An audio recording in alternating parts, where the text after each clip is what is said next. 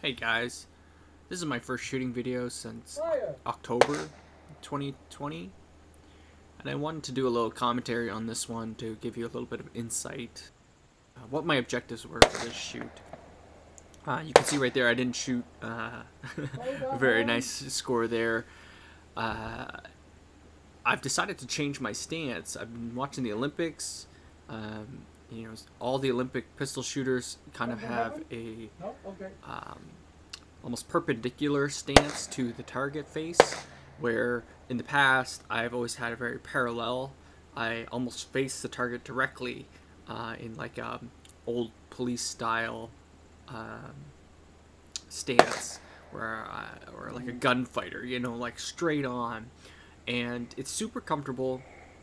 And I did shoot well in that stance, but maybe not as well as I would like to. It's kind of one of those things where when everyone is doing a certain technique and you're not, you kind of think that maybe the technique that you're using might be holding you back.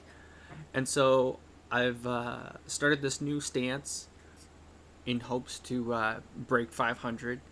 Last year in October I scored a 498, which was good enough that day to beat Dad with his malfunctioning pistol, but I couldn't make 500, and I'd really like to break through that barrier this year. And you can see I did get the 10 and 9. I get a few more 9s in the video. My other techniques are all functioning and being consistent, breathing, timing. My new stance is really just an experiment in using a few new muscle groups to add consistency to my shooting. And I could see from the bullet hole patches my pattern of the day. I asked Dad if I could use a brand new target.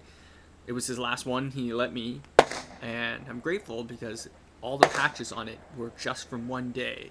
65 bullet patches, or bullet holes, and I could really see where my group is.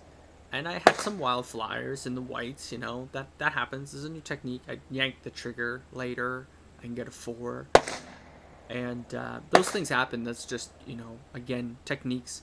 I believe that I come back from that 4 and get a 10 and 2 9s, so the ability to take that bad shot and come right back and hit the 10 using all the, practice techniques that you should have in the first place been using, but not let your emotions get away with you when you make a bad shot.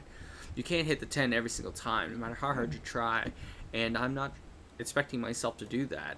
But for me, being able to come back from the 5 that I had earlier and the 4 that I'm going to get later meant a whole lot more to me than hitting all black and just like kind of all over the place.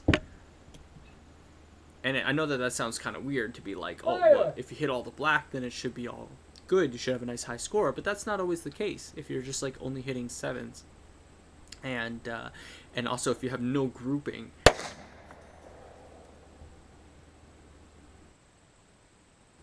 Another piece of the puzzle that is missing right now is that I have shooting glass,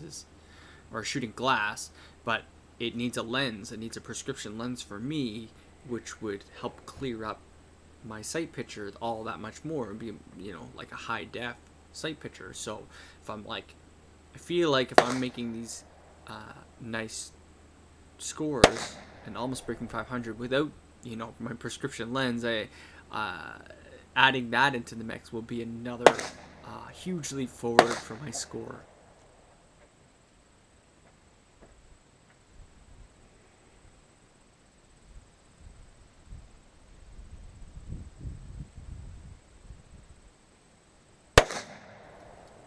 And it's unfortunate that there is no Olympic level competition for this discipline of pistol shooting that I partake in. It goes as far as nationals, but there is no international level, so you really can't just find videos or information about this particular event that easily. However, I still would like to go to the national stage. I definitely don't feel like I would win the nationals, but it would be cool to have my name, in the list of shooters officially, and like a published list. I think that would be really cool.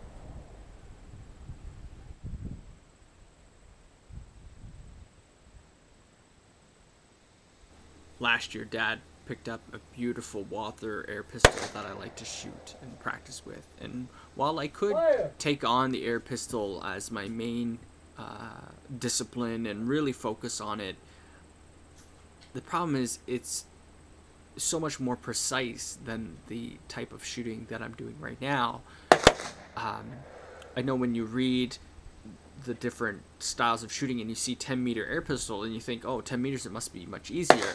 But if you consider that the 25-meter target that I'm shooting at, if you took it and placed it 50 meters away, that's the size of the air pistol target at 10 meters. It is so much smaller.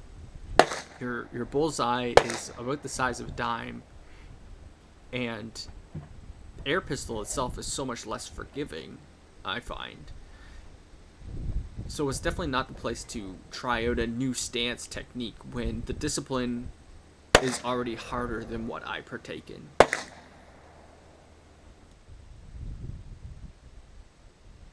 So the video is wrapping up.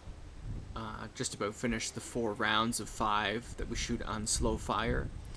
Thanks for watching and tuning in. This is the first time I've ever done a commentary to any of the videos I've edited, whether it's video game or shooting or anything.